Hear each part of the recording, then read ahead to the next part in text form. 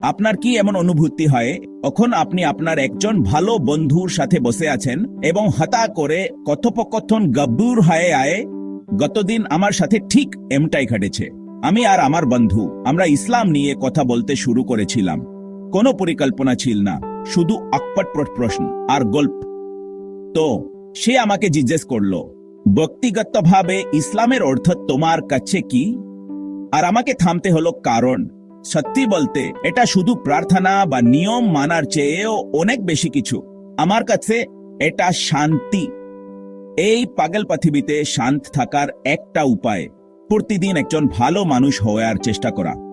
সে মাথা নেড়ে বলল, আমি সব সময় মুসলিমদের রোজা রাখতে দেখি, এটা কি কাকিন না?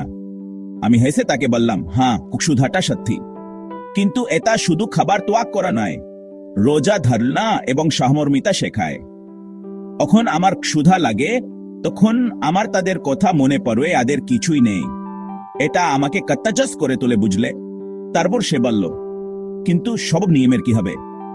এটা কি কঠোর মনে হয় না? আমি মাথা নেড়ে বললাম, আমি বুঝি কেন তোমার এমন মনে হতে পারে, কিন্তু আমার কাছে এই নির্দেশিকাগুলো আসলে জীবনকে সহজ করে তোলে। এইগুলো একটা রাস্তার মানচিত্রের মতো। ওখানে আমি ভুল করি, আমি জানি ক্ষমা আছে, এবং আমি সবসময় আরো ভালো হওয়ার চেষ্টা করি। আমাকে সবচেয়ে বেশি ছুঁয়ে গিয়েছিল এখন সে বলল, আমি এটাকে সম্মান করি। আমার মনে হয় বিশ্বাসটা একটা যাত্রার মতো, শুধু গন্তব্য নয়। আর সত্যি বলতে এটাই, এই কথোপকথনগুলো এগুলো আমাকে মনে করিয়ে দেয় কেন ইসলামে বন্ধুত্ব এত গুরুত্বপূর্ণ। ভাগ করে নেওয়া, শেখা এবং একে অপরের বিশ্বাসকে সম্মান করা। সুতরাং পরের বার যখন আপনি এবং আপনার বন্ধু বিশ্বাস নিয়ে কথা বলবেন, তখন পিছিয়ে থাকবেন না। প্রশ্ন করুন, শুনুন এবং শিখুন।